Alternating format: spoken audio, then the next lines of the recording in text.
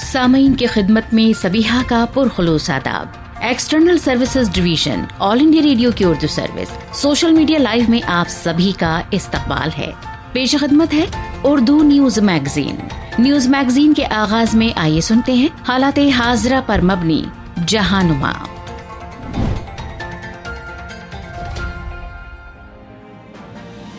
جہانما میں آج کے موضوعات اس طرح ہیں۔ پورے ملک میں منایا گیا وجے دیوس کا جشن، وزیر اعظم نے شہید جوانوں کو پیش کیا خراج عقیدت۔ امریکی کانگریس نے دفاع سے متعلق بل کیا منظور، LAC پر کشیدگی کے معاملے میں چین کی تنقید۔ برطانوی وزیر خارجہ نے وزیر اعظم کو دی G7 ممالک کی میٹنگ میں شامل ہونے کی دعوت۔ کورونا سے جنگ کے دوران خوش آئند خبر، بھارت بائیو ٹیک کی ویکسین کا پہلا مرحلہ کامیاب۔ وزیر اعظم نے کہا بنگلہ دیش ہے بھارت کی نیبرہڈ فرسٹ پالیسی کا اہم ستون۔ وجے دیوس کے موقع پر شیخ حسینہ نے کہا مذہبی انتہا پسندی ناقابل قبول، اور جموں کشمیر میں ضلع ترقیاتی کونسل کے انتخابات میں لوگوں نے کیا اپنے حق رائے دہی کا استعمال۔ کل پورے ملک میں بھارت کی پاکستان پر اس فتح کا جشن منایا گیا جب سن 1971 کی جنگ میں پاکستانی فوج نے شکست تسلیم کرتے ہوئے بھارتی فوج کے سامنے ہتھیار ڈال دیے تھے۔ ملک کے سبھی اخبارات نے اس خبر کو اپنی شہ سرخی بنایا ہے۔ روزنامہ ٹائمز آف انڈیا اس حوالے سے تحریر کرتا ہے کہ وزیر اعظم نریندر مودی نے وجے دیوس کے موقع پر اس دن شہید ہوئے فوجیوں کو خراج عقیدت پیش کرتے ہوئے کہا کہ ملک کے جوانوں کی قربانیوں اور ان کی بہادری پر پورے ملک کو فخر ہے۔ وزیر اعظم نے پاکستان کو ہدف تنقید بناتے ہوئے کہا کہ پڑوسی ملک کو ماضی کو یاد رکھ کر کشمیر میں تخریب کاری کو ہوا دینے کی کوششیں بند کر دینی چاہیے، کیونکہ آج کا بھارت کسی بھی سازش کو ناکام بنانے کی صلاحیت رکھنے کے ساتھ ساتھ بھرپور جواب دینے کا اہل ہے۔ اس سے قبل بدھ کی صبح وزیر اعظم نریندر مودی نے پاکستان پر فیصلہ کن اور تاریخی فتح کے 49 سال پورے ہونے کے موقع پر نیشنل وار میموریل پر وجے مشعل روشن کی۔ ان مشعلوں کو فوج کی خصوصی گاڑیوں میں ملک کے مختلف حصوں بالخصوص مہاویر چکر اور پرمویر چکر سے نوازے گئے جوانوں کے گاؤں اور ان جگہوں پر لے جایا جائے گا جہاں پاکستانی فوج کے ساتھ لڑائی ہوئی تھی۔ جنگ کے مقامات اور شہداء اور شوریہ چکر سے نوازے گئے جوانوں کے گاؤں کی مٹی بھی نیشنل وار میموریل پر لائی جائے گی۔ قابل ذکر ہے کہ پورے ملک میں اس فتح کے سلسلے میں گولڈن وکٹری ایئر منایا جا رہا ہے۔ اس دوران ملک بھر میں مختلف مقامات پر فتح کی تقریبات کا اہتمام کیا جائے گا۔ اس موقع پر ذرائع ابلاغ کے نمائندوں کے ساتھ بات کرتے ہوئے وزیر اعظم نے کہا کہ 1971 کی جنگ ہو یا 47 کے حالات ہوں یا پھر 65 کی جنگ ہو، ہماری فوج نے ہمیشہ ہی بہادری کا مظاہرہ کرتے ہوئے دشمن کے عزائم کو خاک میں ملا دیا۔ بھارت اور چین کے مابین LAC پر جاری کشیدگی کے درمیان امریکی کانگریس نے 740 بلین امریکی ڈالرز کا ڈیفنس پالیسی بل منظور کر لیا ہے۔ اہم بات یہ ہے کہ اس بل میں امریکہ نے چین کے ساتھ سرحدی تنازع کے معاملے میں بھارت کی حمایت کی ہے۔ روزنامہ ہندوستان ٹائمز میں شائع اس خبر کے مطابق اس بل میں چین سے کہا گیا ہے کہ وہ بھارت سے ملحق سرحد پر اپنا جارحانہ رویہ تبدیل کرتے ہوئے ہر طرح کی فوجی اور اکسانے والی کارروائی سے گریز کرے اور موجودہ سفارتی طریقے سے اس مسئلے کو حل کرے۔ اس بل میں اس بات کا بھی ذکر کیا گیا ہے کہ بھارت کے ساتھ سرحد پر کشیدگی پیدا کرنے اور اس خطے میں اپنا دعویٰ کرنے کے چین کے عمل سے امریکی کانگریس کو کافی تشویش ہے۔ واضح ہو کہ اس بل کو دونوں ایوانوں سے منظور کروانے سے قبل کانگریس کمیٹی نے اس کا مسودہ تیار کیا تھا۔ یہ بل بھارت بحر الکاہل خطے اور اس سے آگے بھارت کے شراکت دار اور دوست ممالک کے ساتھ امریکہ کی حمایت کو ظاہر کرتا ہے۔ اب اس بل پر امریکی صدر کے دستخط ہونے باقی ہیں۔ برطانیہ کے وزیر خارجہ ڈومنک راب نے کل وزیر اعظم نریندر مودی سے ملاقات کی اور انہیں برطانوی وزیر اعظم بورس جانسن کی جانب سے G7 ممالک کی میٹنگ میں شامل ہونے کی دعوت دی۔ وزیر اعظم نے جناب جانسن کے ساتھ حال ہی میں ٹیلی فون پر ہوئی بات چیت کا ذکر کرتے ہوئے کووڈ-19 کی وبا کے بعد کے حالات میں ہندوستان برطانیہ ساجھیداری کی اہمیت پر زور دیا۔ انہوں نے تجارت، سرمایہ کاری، دفاع، سیکیورٹی، امیگریشن، تعلیم، توانائی، ماحولیاتی تبدیلی اور صحت کے شعبے میں دو طرفہ تعلقات کی پوری صلاحیت اور امکانات کا فائدہ اٹھانے کے لیے روڈ میپ بنانے کی بات کہی۔ روزنامہ ہندوستان ٹائمز نے ڈومنک راب کی اس بیان کو سرخی بنایا ہے، جس میں انہوں نے کہا ہے کہ ہند بحر الکاہل خطے میں چین کی دعویداری سے پیدا چیلنجز اور کشیدگی کو کم کرنا برطانیہ کی ترجیحات میں شامل ہیں، کیونکہ یہ اس خطے میں موجود مواقع کے حصول کے لیے ضروری ہے۔ انہوں نے کہا کہ برطانیہ نے مشترکہ اقدار اور مفادات کی بنیاد پر ہندوستان کے ساتھ تعلقات کو مضبوط بنانے کو ترجیح دی ہے، جس سے مشترکہ عالمی چیلنجوں کا مل کر مقابلہ کیا جا سکے۔ راب نے بریگزٹ کے بعد بھارت کے ساتھ برطانیہ کی شراکت داری پر بھی گفت شنید کی۔ برطانوی وزیر خارجہ نے مسٹر جانسن کی جانب سے G7 ملکوں کی میٹنگ میں شامل ہونے کی دعوت بھی دی۔ یہ میٹنگ اگلے سال 2021 میں برطانیہ کی صدارت میں ہوگی۔ جناب مودی نے دعوت قبول کرتے ہوئے شکریہ ادا کیا۔ وزیر اعظم مودی نے کہا کہ وہ اگلے مہینے ملک کے 72ویں یوم جمہوریہ پر مہمان خصوصی کے طور پر مسٹر جانسن کا استقبال کرنے کے لیے پرجوش ہیں۔ کورونا وبا سے جنگ کے درمیان ایک اچھی خبر یہ ہے کہ بھارت بایوٹیک کے ملکی سطح پر تیار شدہ ویکسین کے پہلے مرحلے میں کلینکل ٹرائلز کے آخری نتائج بہت مثبت آئے ہیں۔ ملک کے بیشتر اخبارات نے اس خبر کو اہم سرخی بنایا ہے۔ روزنامہ ٹائمز آف انڈیا اس حوالے سے رقم تراز ہے کہ سبھی گروپ نے خوراک بآسانی اور بہتر ڈھنگ سے برداشت کیا اور انہیں کوئی خطرناک یا برعکس رد عمل سامنے نہیں آیا۔ ریسرچ کے مطابق جولائی سے اگست کے درمیان 375 والنٹیئرز پر اس کا تجربہ کیا گیا تھا، جس پر دوا ساز کمپنی کا کہنا ہے کہ زیادہ تر افراد نے اسے برداشت کیا اور جو چند معاملے امید کے برعکس سامنے آ رہے تھے انہیں بھی بہتر کر لیا گیا کیونکہ وہ دی گئی دوا کی وجہ سے نہیں تھے۔ بھارت اور بنگلہ دیش کے درمیان آج ڈیجیٹل چوٹی کانفرنس کا انعقاد کیا گیا۔ اس خبر کو آج ملک کے سبھی اخبارات نے شائع کیا۔ روزنامہ انڈین ایکسپریس اس حوالے سے تحریر کرتا ہے کہ دونوں ممالک کے رہنماؤں کی یہ میٹنگ کافی اہمیت کی حامل ہے۔ اس میٹنگ میں وزیر اعظم نریندر مودی اور بنگلہ دیش کی وزیر اعظم شیخ حسینہ نے شرکت کی۔ ڈیجیٹل میٹنگ کے ذریعے دونوں ممالک کے درمیان ریل لنک کا بھی آغاز کیا گیا۔ اس میٹنگ سے دونوں رہنماؤں نے خطاب کیا۔ اپنے خطاب میں وزیر اعظم نریندر مودی نے کہا کہ بنگلہ دیش بھارت کی نیبرہڈ فرسٹ پالیسی کا اہم ستون ہے۔ دوسری جانب بنگلہ دیش کی وزیر اعظم شیخ حسینہ نے بھی بھارت کے تعاون کی ستائش کی۔ بنگلہ دیش نے کل اپنا وجے دیوس یعنی یوم فتح منایا۔ سن 1971 میں بنگ بندھو شیخ مجیب الرحمان کی قیادت میں بنگلہ دیش کو اسی دن پاکستان سے آزادی ملی تھی۔ بنگلہ دیش کے صدر ایم عبدالحمید اور وزیر اعظم شیخ حسینہ کی طرف سے کل ڈھاکہ میں واقع قومی میموریل پر بنگلہ دیش کی جنگ آزادی کے شہیدوں کو گلہ عقیدت نذر کیے گئے۔ اس خبر کو بیشتر اخبارات نے اپنی سرخی بنایا ہے۔ روزنامہ دی ہندو میں شائع خبر کے مطابق شیخ حسینہ نے اس موقع پر کہا کہ بنگلہ دیش میں سبھی ذات و مذہب کے ماننے والوں کو یکساں حقوق حاصل ہیں۔ قابل ذکر ہے کہ اس جنگ میں بنگلہ دیش کے عوام کو پاکستانی فوج کے مظالم کا شکار ہونا پڑا تھا اور یہ زخم وہاں کے عوام کے دلوں میں آج بھی تازہ ہیں۔ ان دنوں کو یاد کرتے ہوئے شیخ حسینہ نے کہا کہ وہ بہت مشکل اور خوفناک دور تھا، لیکن اب اس ملک کو مذہب کی بنیاد پر تقسیم نہیں ہونے دیا جائے گا۔ انہوں نے آزادی کی مخالفت کرنے والوں اور سخت گیر عناصر کی بھرپور تنقید کرتے ہوئے کہا کہ وہ مذہب کے نام پر کشیدگی پھیلانے کی ہرگز اجازت نہیں دیں گی۔ شدید ترین ٹھنڈ اور سخت ترین سیکیورٹی انتظامات کے بیچ جموں کشمیر میں ضلع ترقیاتی کونسل انتخابات کے 7ویں مرحلے کے تحت بدھ کو ووٹ ڈالے گئے۔ بدھ کی صبح سے ہی کئی پولنگ مراکز پر لوگوں کی کافی بھیڑ دیکھی گئی، جنہوں نے اپنے حق رائے دہی کا استعمال کیا۔ دوپہر تک پولنگ پرامن طریقے سے مکمل ہو گئی۔ اس مرحلے میں 31 DDC حلقوں کے لیے ووٹنگ ہوئی۔ ان میں سے 13 کشمیر جبکہ 18 جموں ڈویژن کے ہیں۔ اس مرحلے میں 57.22% ووٹنگ ریکارڈ کی گئی۔ 8 مرحلوں میں یہ انتخابات ہو رہے ہیں۔ کل شام جموں میں ایک پریس کانفرنس سے خطاب کرتے ہوئے ریاستی الیکشن کمشنر کے شرما نے کہا کہ جموں میں اب تک کے سب سے زیادہ 71.93% ووٹنگ ہوئی، جبکہ کشمیر میں 39.52% لوگوں نے ووٹ دیا، جو کہ اب تک کا سب سے کم فیصد ہے۔ انتخابی عمل کے احسن انعقاد کے لیے سیکیورٹی کے کڑے انتظامات کیے گئے تھے، جبکہ حساس علاقوں میں ڈرونز کے ذریعے بھی نگرانی کی گئی۔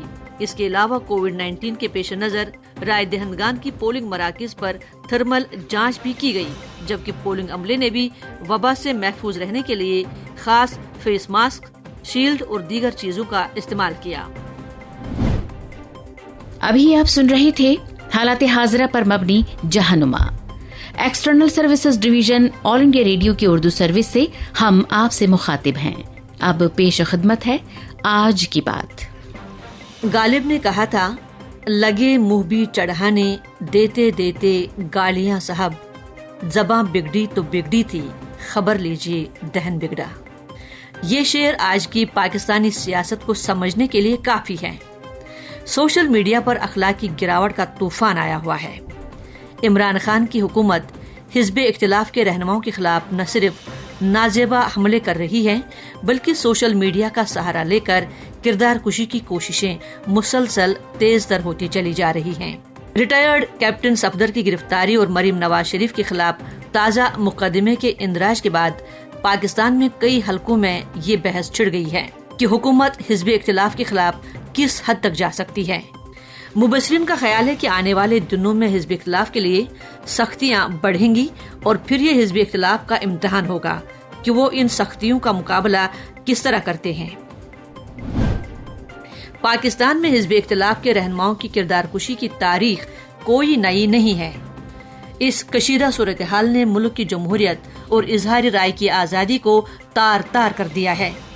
سماجی و سیاسی طبقوں کو گالیاں دینے کا کام 14 اگست 1947 کو خان عبدالغفار خان، ان کے خاندان اور جماعت کی کردار کشی سے شروع ہو گیا تھا اور وقت کے ساتھ رویے میں کوئی تبدیلی نہیں آئی۔ مبصرین کا خیال ہے کہ عمران خان ذاتیات پر حملے کے ساتھ ساتھ حزب اختلاف کو حاشیے پر ڈالنے کا کھیل بھی کھیل رہے ہیں۔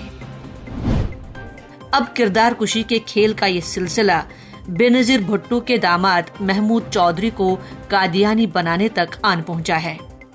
ایسے تمام لوگ جو حکومت کی ناکامیوں کے خلاف آواز بلند کرتے ہیں، ان کو بلکہ ان کے اہل خانہ حتیٰ کی بیٹیوں تک کو گالیاں دینا حکومت کے نزدیک فیشن بن چکا ہے۔ پرانی تاریخ پر نظر ڈالیں تو اس کی شروعات فاطمہ جناح سے ہوئی۔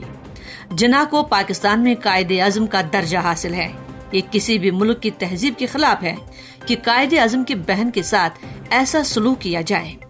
فاطمہ جناح اپنے بھائی محمد علی جناح کے قتل عمد کی چشمدید گواہ تھیں اور انہوں نے اس موضوع پر ایک کتاب بھی لکھی تھی۔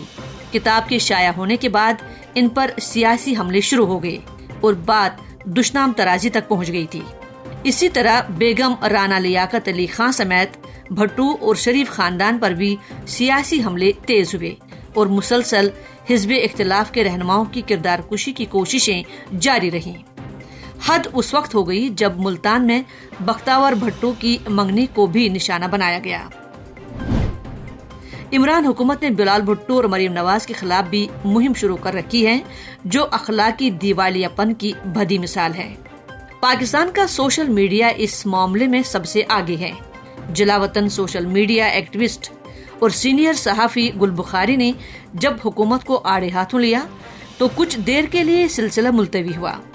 مریم نواز کی کردار کشی روک دی گئی، بلکہ دیکھتے ہی دیکھتے مریم مخالف ٹرینڈ پینل سے غائب ہو گیا۔ ملک کے پہلے وزیراعظم لیاقت علی خان کے دور میں مخالفین کے خلاف اقدامات کیے گئے اور ان کو مختلف عہدوں سے برطرف کیا گیا۔ ایوب خان کے دور میں مخالفین کے خلاف اقدامات میں سختی دیکھنے میں آئی، جب کئی سیاسی کارکنوں کو لاہور کے شاہی قلعے میں قید کیا گیا۔ تاریخ پر نظر ڈالیں تو سقوط ڈھاکہ کے پیچھے ہزاروں خواتین کی عصمت دری اور 30 لاکھ بنگالیوں کی نسل کشی کار فرما تھی، لیکن نشانہ کوئی اور بنا۔ اس وقت ذوالفقار علی بھٹو پر نشانہ سادھا گیا۔ ان کے مرنے کے بعد سے بے نظیر بھٹو کو نشانہ بنایا گیا۔ محترمہ بے نظیر بھٹو کے قتل کے بعد بھی سیاست تیز رہی۔ ان کی جعلی تصاویر تیار کی گئی اور موت کے بعد بھی ان کو بدنام کرنے کا سلسلہ جاری رہا۔ बख्ता और भुट्टो से मरीम नवाज तक और गुल बुखारी से लेकर गलालाई इस्माइल तक सियासी हमले जारी हैं, लेकिन ऐसे ट्रेंड्स हिज़्बी इख्तिलाफ के लिए कोई नई बात नहीं है। इससे अंदाजा होता है कि इमरान हुकूमत किस हद तक अखलाकियात का जनाजा निकाल चुकी है। ऐसे सियासी हमले शर्मनाक भी हैं और मुल्क की जमहूरियत को भी कमजोर करते हैं। इन तमाम अवामिल से ये जरूर पता चलता है कि अगर नामनहाद जमहूरी हुकूमत और फौज एक ही सफ में एक ही बेंच पर मौजूद हूँ तो एस्टेब्लिशमेंट अपने मुखालिफिन को खामोश कराने के लिए किस हद तक जा सकती है। आप सुन रहे थे आज की बात। ऑल इंडिया रेडियो की उर्दू सर्विस से अब सुनते हैं खबरनामा के तहत खबरें। अब आप रेहाना फरीदी से खबरें सुनिए। वजीर आजम नरेंद्र मोदी ने कहा है कि बांग्लादेश के साथ ताल्लुकात को मुस्तहकम करना हमारी तरजीह है। उन्होंने दोनों मुल्कों के दरमियान कनेक्टिविटी को बेहतर बनाने का अहद किया। काबीना ने गन्ना किसानों के लिए 3,500 करोड़ रुपए की इमदाद को मंजूरी दी है। इसरो आज श्रीहरिकोटा से मवासलाती सैयारचा CMS-01 खला में भेज रहा है। भारत की अंदरून मुल्क तैयार कोरोना वायरस वैक्सीन कोवैक्सीन के पहले मरहले के क्लिनिकल टेस्ट से क़ुव्वत मुदाफ़ियत बढ़ने का नतीजा सामने आया है। कोविड टेस्टिंग की सलाहियत बढ़कर 15 लाख रोजाना हो गई है। वजीर आजम ने आज कहा है कि बांग्लादेश पड़ोसी सबसे पहले की भारत की पॉलिसी में एक अहम सुतून की हैसियत रखता है और बांग्लादेश के साथ ताल्लुकात को मुस्तहकम करने की गरज से इनके लिए वो एक खुसूसी तरजीह रहा है। भारत और बांग्लादेश के दरमियान वर्चुअल सरबराह कॉन्फ्रेंस में अपने इफ्तिताही बयान में वजीर आजम नरेंद्र मोदी ने कहा कि कोविड-19 आलमी वबा की वजह से ये साल काफ़ी चैलेंजिंग रहा है, लेकिन ये इत्मीनान बख्श बात रही कि भारत और बांग्लादेश के दरमियान अच्छा ताउन रहा है, चाहे वो मेडिसिन, तिब्बी आलात या सेहत के पेशेवर अफराद के साथ काम करने का मामला हो। उन्होंने कहा कि वैक्सीन के शोबे में भी हमारे दरमियान अच्छा ताउन है और इस सिलसिले में भारत बांग्लादेश की ज़रूरतों का ख्याल रखेगा। उन्होंने कहा कि सेहत के शोबे के अलावा दीगर शोबों में भी हमारे ताल्लुकात लगातार बढ़ रहे हैं। उन्होंने कहा कि हमने ज़मीनी सरहद की तिजारत में रुकावटें काफ़ी कम कर दी हैं। वज़ीर आज़म ने कहा कि दोनों मुल्कों के दरमियान कनेक्टिविटी को बेहतर किया है और ये सब ताल्लुकात को मुस्तहकम करने के भारत के अज़्म की अक्कासी करता है। उन्होंने कहा कि विजय दिवस के महज एक दिन बाद दोनों मुल्कों के दरमियान आज की मीटिंग खास अहमियत की हामिल है। जनाब मोदी ने कहा कि आज़ादी मुखालिफ क़ुव्वतों पर विजय दिवस को जीत के तौर पर मनाना हम सब के लिए फ़ख्र की बात है। उन्होंने कहा कि विजय दिवस के मौके पर उन्होंने कल भारत में कौमी यादगार पर खिराज अक़ीदत पेश किया और जीत की मशाल रोशन की, जबकि 4 मशालें शहीदों के गाँवों समेत मुल्क के मुख्तलिफ हिस्सों में ले जाई जाएंगी। भारत बांग्लादेश वर्चुअल सरबराह कॉन्फ्रेंस में वजीर आजम नरेंद्र मोदी और बांग्लादेश की वजीर आजम शेख हसीना ने मुश्तरका तौर पर बंगबंधु बापू डिजिटल नुमाइश का इफ्तिताह किया। दोनों रहनुमाओं ने दोनों मुल्कों के दरमियान चिलाहाटी हल्दीबाड़ी रेल राब्ते का भी इफ्तिताह किया। भारत और बांग्लादेश के दरमियान चिलाहाटी हल्दीबाड़ी रेल राब्ता तकरीबन 55 साल बाद आज फिर से खुल गया। वजीर आजम नरेंद्र मोदी और बांग्लादेश की वजीर आजम शेख हसीना ने आज अपनी वर्चुअल सरबराह मीटिंग के दौरान मुश्तरका तौर पर इस रेल लिंक का इफ्तिताह किया। 1965 की भारत पाकिस्तान जंग के दौरान ये रास्ता मुनक़ता हो गया था। दोनों मुल्कों के दरमियान ट्रांसपोर्ट और राब्तों को बढ़ाने के मकसद से दोनों मुल्कों की क़यादत ने 1965 से कब्ल के 6 रेल राब्तों को फिर से शुरू करने का फैसला किया है। हल्दीबाड़ी चिलाहाटी रेल लिंक कोलकाता और सिलीगुड़ी के दरमियान बड़ी लाइन का हिस्सा था। इस लिंक के दोबारा शुरू होने के साथ ही 6 में से 5 रेल राब्ते बहाल कर दिए गए हैं। इक़्तिसादी उमूर की काबीना कमेटी CCEA ने गन्ना किसानों के लिए 3,500 करोड़ रुपए की इमदाद को मंजूरी दी है।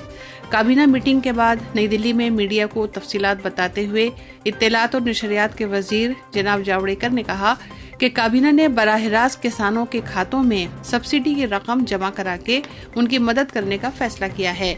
इससे 5 लाख किसानों और वर्करों को फायदा पहुंचेगा। जनाब जावड़ेकर ने कहा कि CCA ने बैन रियासती ट्रांसमिशन और तकसीम के निज़ाम को मुस्तहकम करने के लिए 6 ریاستوں کے شمال مشرقی علاقائی بجلی نظام کو بہتر کرنے کے پروجیکٹ کی نظر ثانی شدہ لاگت کو بھی منظوری دی ہے۔ انہوں نے کہا کہ ان پروجیکٹوں سے شمال مشرقی خطے میں ہمہ جہت معاشی ترقی اور خطے میں بین ریاستی ٹرانسمیشن اور تقسیم کے بنیادی ڈھانچے کو مستحکم کرنے کے لیے سرکار کے عہد کی عکاسی ہوتی ہے۔ کابینہ نے 700 mega hertz, 800 mega hertz, 900 mega hertz, 1800 mega hertz, 2100 mega hertz, 2300 mega hertz اور 2500 میگا ہرٹز فریکوینسی بینڈ کے اسپیکٹرم کے بولی لگانے کے عمل کی بھی منظوری دی ہے، جو 20 سال کے لیے ہوگی۔ نامہ نگاروں سے بات کرتے ہوئے مواصلات اور آئی ٹی کے وزیر روی شنکر پرساد نے کہا کہ 51.25 میگا ہرٹز کے کل 2200 اسپیکٹرم کی پیشکش کی جا رہی ہے، جس کی ریزرو قیمت 3,92,332.70 کروڑ روپے ہے۔ قومی خلائی ایجنسی اسرو اپنے راکٹ PSLV-C50 کے ذریعے بھارت کے مواصلاتی سیٹلائٹ CMS-01 لانچ کرنے کے لیے پوری طرح تیار ہے۔ 25 گھنٹے کی الٹی گنتی کل دوپہر 2:41 پر شروع ہوئی تھی۔ PSLV راکٹ کی یہ 52ویں پرواز ہوگی۔ PSLV-C50 راکٹ ملک کے ایک نئے مواصلاتی سیٹلائٹ کو آج خلائی مدار میں پہنچائے گا۔ اس کا یہ مشن 21 منٹ سے کچھ زیادہ کا ہوگا۔ چونکہ مواصلاتی سیٹلائٹ عام طور پر زیادہ وزن والے ہوتے ہیں، اسرو کے لیے یہ ملک کا 77واں لانچ مشن ہوگا۔ ملک میں ہی تیار کیے گئے کورونا وائرس ٹیکے کے پہلے مرحلے کے طبی آزمائشوں میں زبردست قوت مدافعت کی صلاحیت پیدا کرنے والے نتیجے حاصل ہوئے ہیں۔ ویکسین تیار کرنے والوں نے پہلے مرحلے کے طبی آزمائش کے بعد اس کی قوت مدافعت اور صلاحیت کے بارے میں تفصیلی رپورٹ جاری کی ہے۔ حیدرآباد کی کمپنی بھارت بائیو ٹیک نے ICMR کے تعاون سے یہ ویکسین بنائی ہے اور پہلے مرحلے کے طبی آزمائش کے نتیجوں کے مطابق کو ویکسین کی خوراک کے الگ الگ مرحلوں کے لوگوں میں کوئی سنگین منفی اثرات نہیں سامنے آئے ہیں۔ ICMR نے بتایا کہ ویکسین کو 2 سے 8 ڈگری سینٹی گریڈ درجہ حرارت میں رکھا جا سکتا ہے، جو قومی ٹیکہ کاری منصوبے کے مطابق ہے۔